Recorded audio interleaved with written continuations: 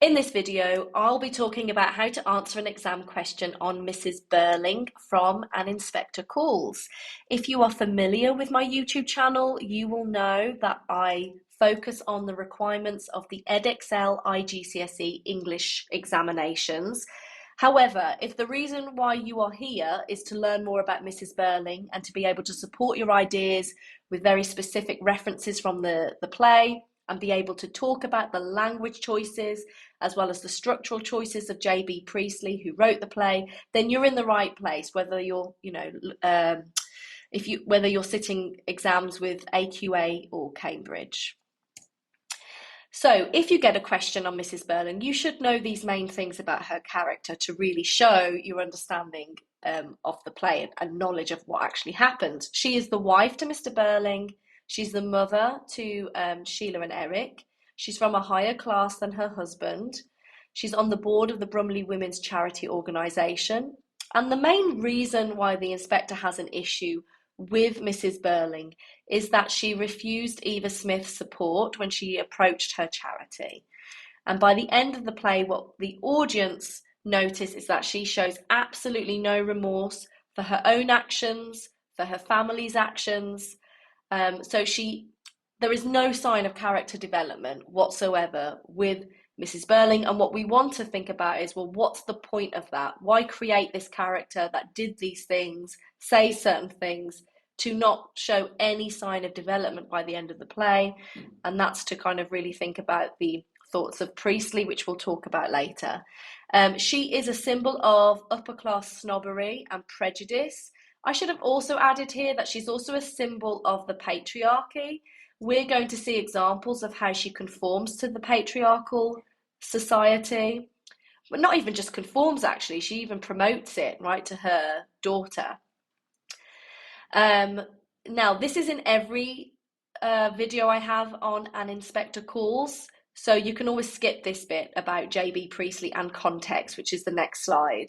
But if you don't know this, then please stay here to learn that he was a socialist. That's really important. His socialist ideals really informs the plot of this play and the characters that he creates. And the whole point of him writing this play was to undermine capitalism and the social class structure it creates, and to promote socialism as an alternative. He wrote this in 1945, it's set in 1912, and the whole point is for him to remind the audience in 1945, let's not go back to the way things were in 1912. Society needs a major shake-up. We need to change things dramatically. Overall, this is a morality play. You could argue it has elements of melodrama, but really, essentially, this is Priestley raising questions on morality, and we are encouraged to question the morality of Mrs. Birling as well as other characters. So full context, if you are sitting the Edexcel IGCSE exam, you don't actually have to talk about context necessarily. It's not in the mark scheme. I know it is for AQA, so please keep that in mind if you are taking that exam, that you will have to go into more detail than I will in this video. But even if you're doing Edexcel and you don't have to necessarily include context, it does help with your analysis, because you've got to also consider the way the audience reacts to the things they see on stage. And that's really difficult to do without talking about context to a certain point, because that helps, that kind of, I guess, informs the way that they think now. One, they know that the Titanic sunk. That might not seem that relevant for the character of Mrs. Birling. We all know that's relevant to Mr. Birling. But actually, what that did do is, you might argue, create a shift in the way people thought.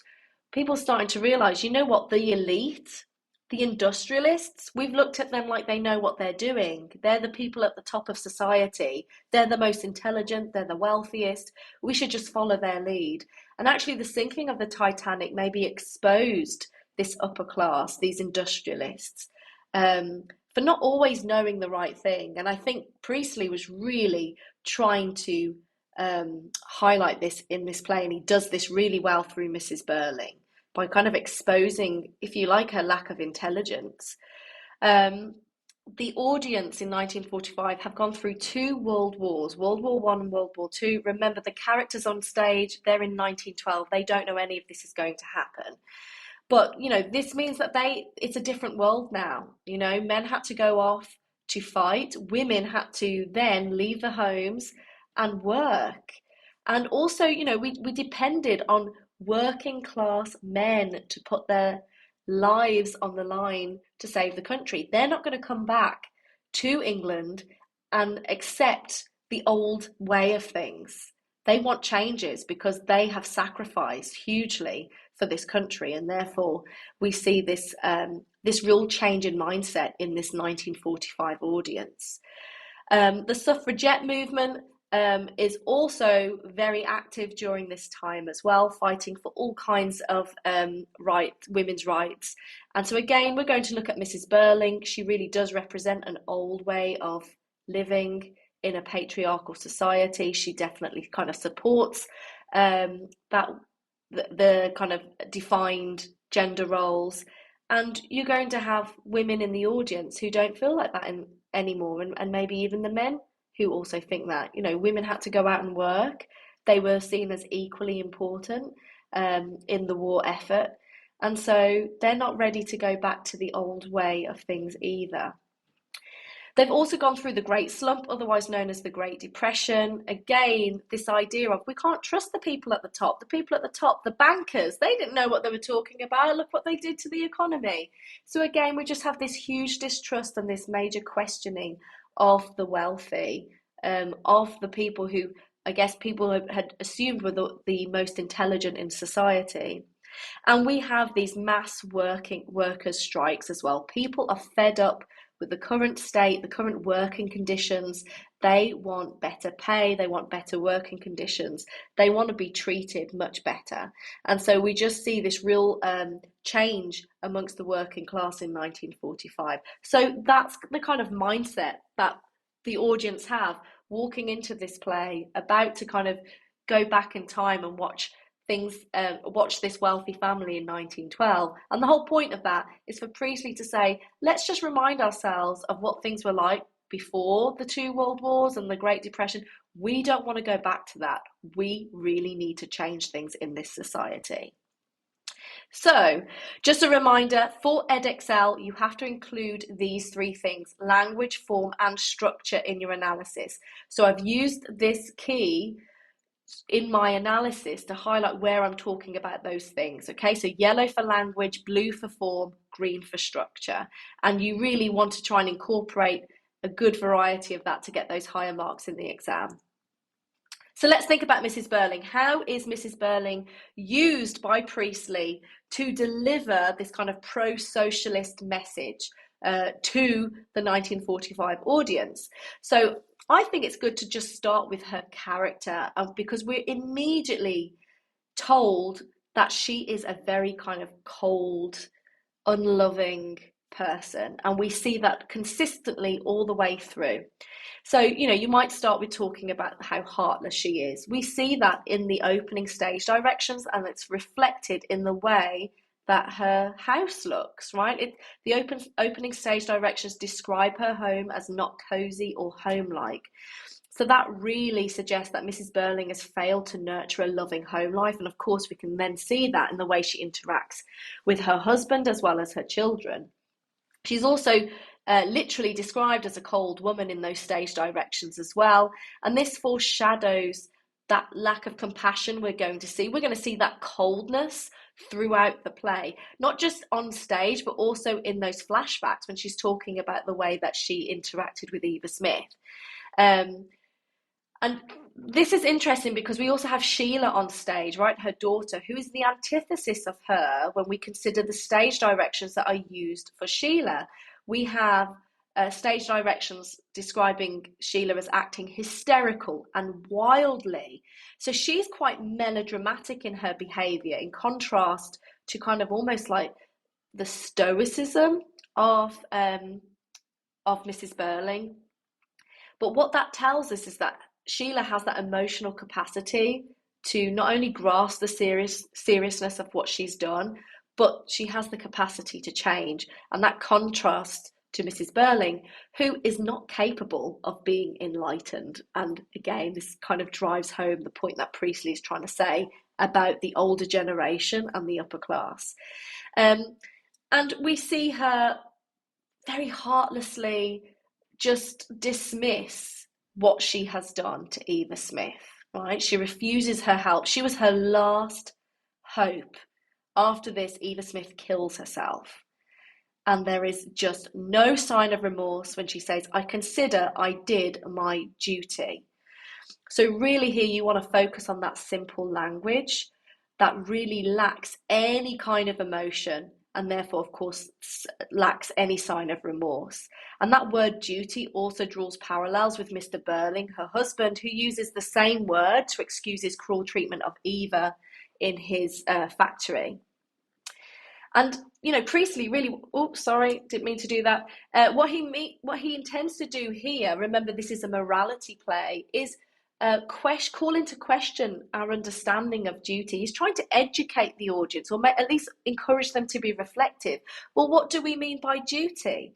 He, through the inspector, is trying to promote a sense of moral duty that we should all have, because we are all members of a society, of a community. But in Mr. and Mrs. Birling, what we see is really a duty to themselves, right? A duty of self-preservation. And so overall, what is Priestley trying to do through this kind of coldness of Mrs. Birling? I would say that because remember, she represents the upper class, he's trying to paint the wealthy as one, conservative, so quite reserved, individualistic, you know, they're quite selfish, and that makes them incapable of compassion. And what he's doing is creating a dislike and distrust towards Mrs. Birling, and for the upper class more in general, because of course that's the class that she represents. But it's important that he creates that sense of dislike immediately, okay, which he does really well. And it's really difficult to find any reason to like Mrs. Birling by the end. She's also subservient. We talked a little bit about this already in terms of her position as wife in the Birling family. So when Sheila is talking about, you know, the fact that she wasn't happy that Gerald kind of went missing for a whole summer and she never saw him, and she says to Sheila, you'll realise that men with important work to do sometimes have to spend nearly all their time and energy on their business. You'll have to get used to that, just as I had. So here I would pick apart the use of future tense and declarative sentences, because what she does there is create a really assured tone in what she's talking about. She's almost saying, look, this is the way life is. This is what your future looks like as a wife. I know, because I am one. This is my experience, and this is what it'll be like for you, Sheila. So she's got a really clear and defined idea of what a wife's life should look like and what her relationship should be like with her husband. And so that modal verb have to, you'll have to get used to that, just as I had, suggests that Mrs. Birling sees a wife's obligation to her husband as kind of just putting up with being ignored and maybe being overshadowed by their business. And that really suggests that she takes a passive role in her own marriage, and she's encouraging Sheila to do the same in hers. Now, it is up for interpretation whether Mrs. Birling truly understands what's happening here. Later in the play, the audience learn that Gerald was away all that summer because he had a mistress, right, who he thought was called Daisy Renton. Now, we don't know if Mrs. Birling knows that. It's kind of reading between the lines and saying, look, Sheila, you're just going to have to get used to the fact that your husband is going to go missing here and there for business, right? But maybe she knows what he's like and what men like him in his position in society are like. So maybe she's actually saying, you're just going to have to get used to the fact that your future husband is probably going to have an affair. She might know, and therefore she's choosing to be ignorant to the reality of it.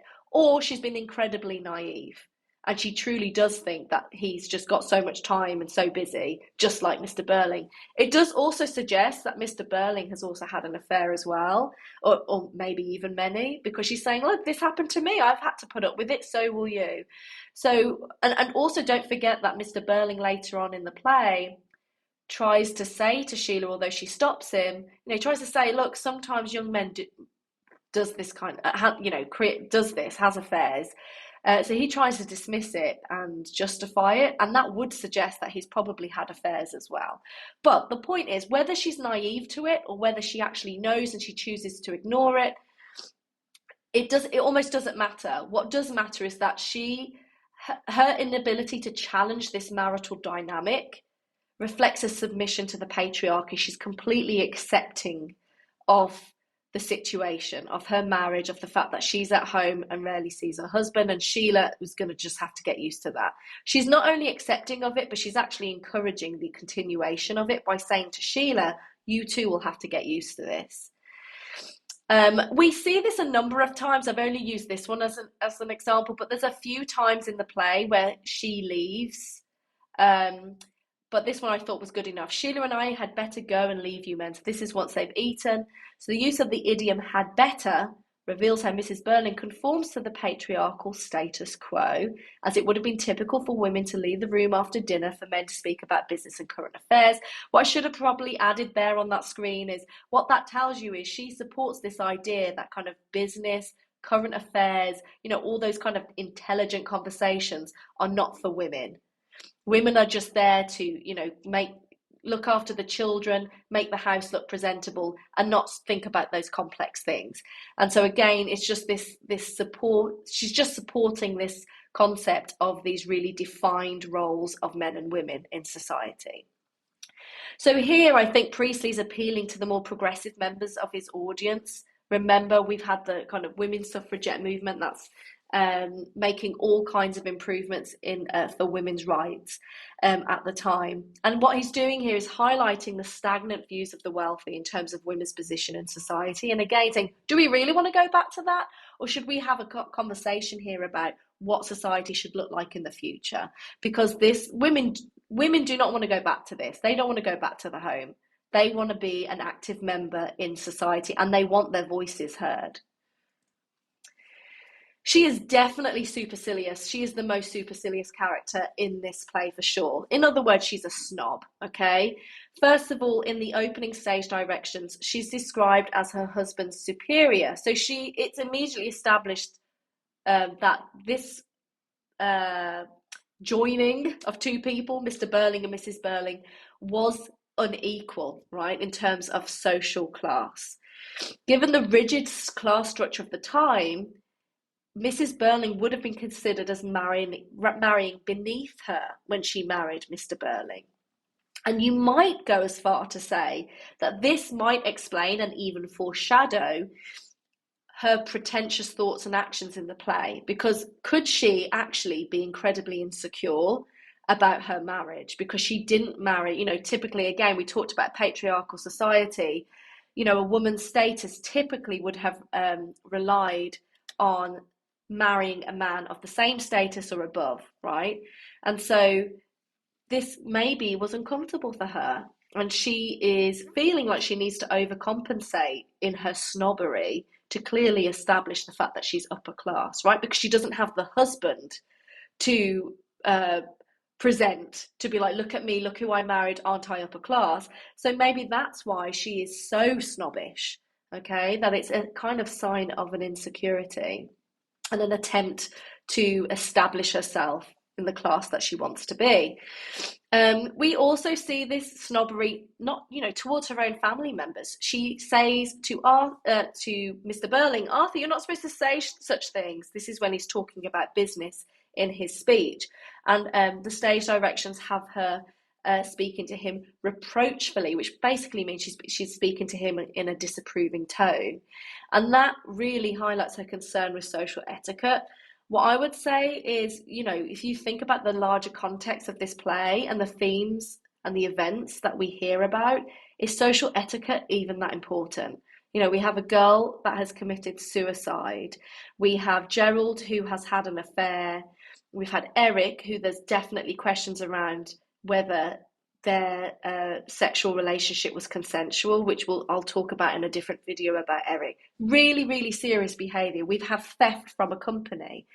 And she's concerned about social etiquette. So I think what Priestley does really well here is he makes her appear really trivial. And again, this is all quite ironic that she would be so concerned about social etiquette, something, who cares, right? Um, Whereas she's not concerned at all about her own behaviour or her family's. I think this is such a great quote for Mrs. Birling. If you get a question on Mrs. Birling, please use this. Girls of that class, I think it sums up her character so well. So first of all, she's using that juvenile language, referring to her as a girl rather than a woman, which creates a patronising tone towards working class women in general. And you might even argue that that's quite ironic because Mrs. Birling has led a really sheltered life and she's got this really naive worldview, which we'll see actually in the next slide.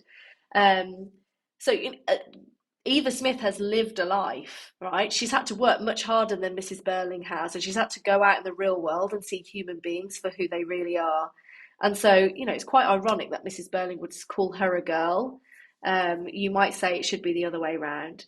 The determiner that, girls of that class, is really an attempt for Mrs. Birling to distance herself from the working class. And this is a great example of the way she is othering the working class, right? Suggesting they are something different to her.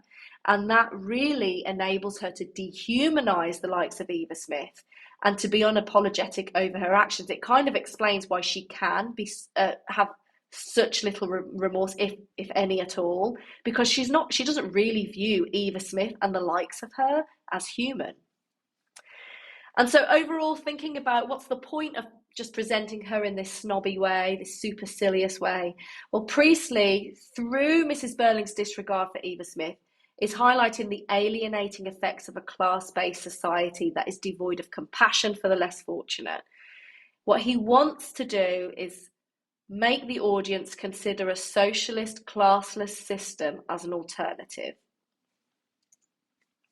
And we did talk about Mrs. Birling's kind of naive worldview, and I would definitely have a whole paragraph focused on that. She's incredibly, you might say she's naive.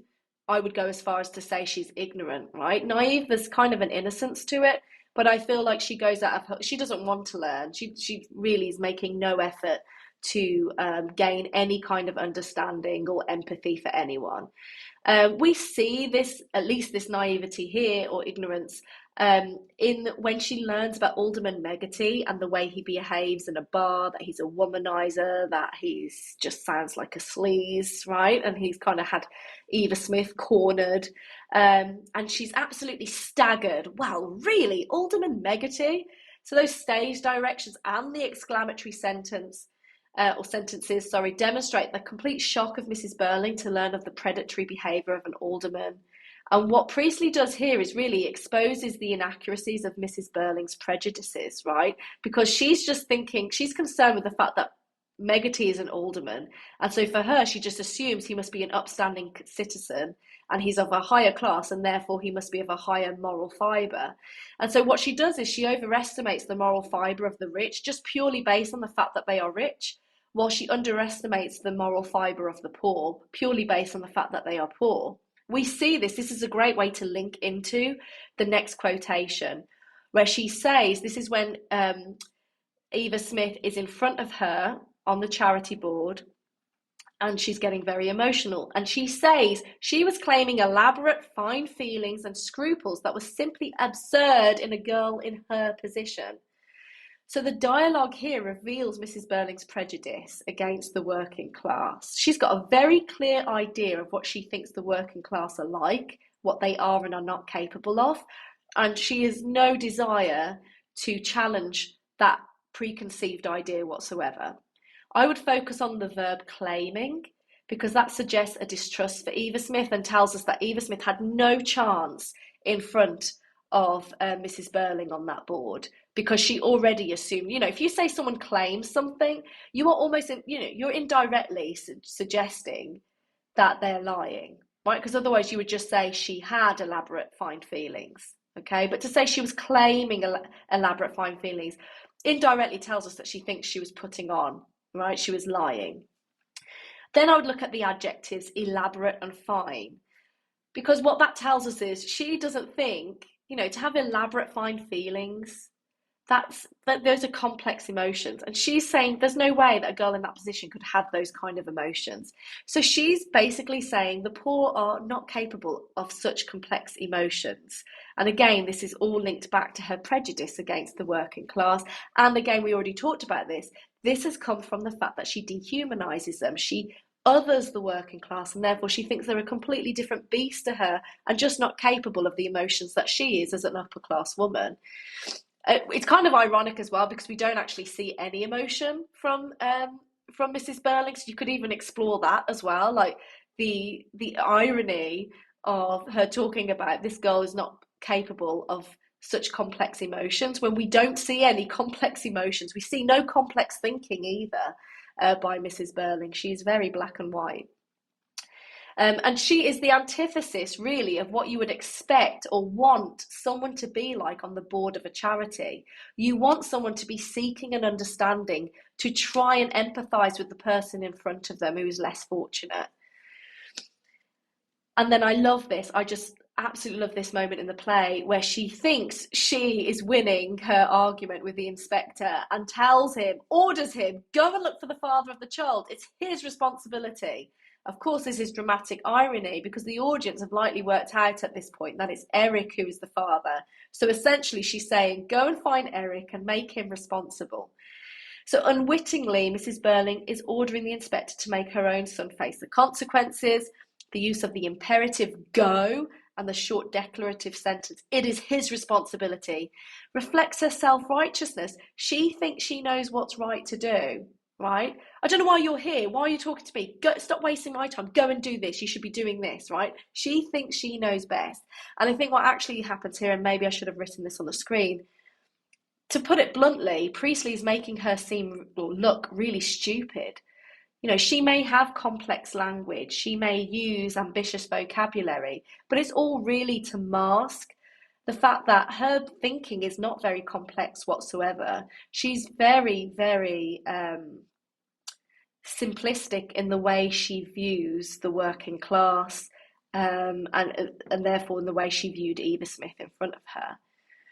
So I think what's important here is not just to focus on the ignorance, and already that just makes her unlikable. But I think it's her ignorance teamed with her sanctimoniousness, basically kind of that self-righteousness I already talked about, the fact that she thinks she's perfect, that she can do no wrong. It's really those two things because she doesn't understand what she's talking about. She doesn't understand the world she lives in, yet she's so self-assured about her own innocence. And I think that's what makes her a really infuriating character for the audience. So through this, Priestley stresses to the audience that the wealthy are not to be trusted in making decisions on how society is organised. He's basically saying they don't understand us, they don't want to understand us, they have zero compassion for those who need the most help in society. Why are we handing over our society to them to organise? Okay, we need to take it into our own hands. He's also exposing the ineffectiveness of such charities that were typically run by wealthy women, basically bored wealthy women who wanted to feel good about themselves. And so what he's also doing is also promoting the case for a welfare state, which was severely lacking in 1945. We clearly see that she is stubborn. Numerous times in the play, she states that she takes absolutely no responsibility. I will not believe it. She says that about Eric when it's all kind of starting to be revealed. I did nothing I'm ashamed of. He certainly didn't make me confess, right? So we see that she is very, very persistent. She's incredibly stubborn and does not alter her views whatsoever. What's quite ironic here is that she thinks that makes her appear strong and victorious, especially that final quote, he certainly didn't make me confess. She's kind of bragging to her husband and her children and Gerald at that point, like, I didn't falter, look at me, I kept to my word. There's something quite childish about her behaviour at this point, actually. So while she thinks it makes her look better and she's like bragging and looks strong and victorious, actually the audience view her very differently. This repeated refusal to take responsibility only shows as a sign of weakness. of a weak character who is unable to self-reflect, who is unable to be enlightened, and therefore she's just seen as quite simplistic, actually, and almost kind of pathetic. And then, of course, what helps with this is that contrast with her own children, Eric and Sheila, who do change, who are able to reflect and consider what they need, what they did wrong, how they should change. And we see that contrast between them and their parents, Mr. and Mrs. Birling. And of course, this is all to emphasize the differences between the generations, right? The old are stuck in their ways. It's really, we've got to rely on the younger generation. They're our future. They can change the way society is currently structured. And so finally, it was kind of linked to this stubbornness. She is a static character, right? By the end of the play, there is no sign that she has learnt a lesson. Look at the stage directions. She speaks triumphantly, she's smiling, and she says of Eric and Sheila, who are distraught at this point, oh, tomorrow morning they'll be as amused as we are. She's very dismissive of their feelings. So looking at those stage directions, I should have also said dialogue there. It's clear that she hasn't learned any lessons from the inspector. And because she's failed to undergo any sort of character development, she can be described as a static character, which is a kind of technical term for a play. So the examiner will like you to use that. So I think Priestley chose Mrs. Birling to remain unchanged in contrast to her children, to suggest that, like I said, hope lies with the younger generation. The audience are encouraged to turn away from the older generation, to dismiss their stubborn grasp on the old way of life. So again, this is all just a call for change. So I think overall, remember, end your essay. Don't just repeat what you've said, okay? This is the last thing the examiner's going to read before they look at the mark scheme and determine what score they give you. So end on something, this overall point that you think Priestley was trying to make, or what was he trying to achieve by creating a character like Mrs. Birling. And I think there's two things. I think he was trying to say the upper class actually lack intelligence, and especially they lack a moral fibre to know what is best for society, and therefore we should not trust them. And hope lies with the younger generation. So I would say those two are the main points that he was trying to drive forward. I probably should have included another one about, this promotion of completely changing the organisation of society to something that would be more socialist versus capitalist. As always, I love to hear students' ideas, and teachers as well. I know teachers watch my videos. Please share your comments. I do read through them. I can't always get back to you, but I do appreciate when everyone shares their ideas. And if you have any other questions, you can reach me at mrsrumsey@mrsrumsey.com.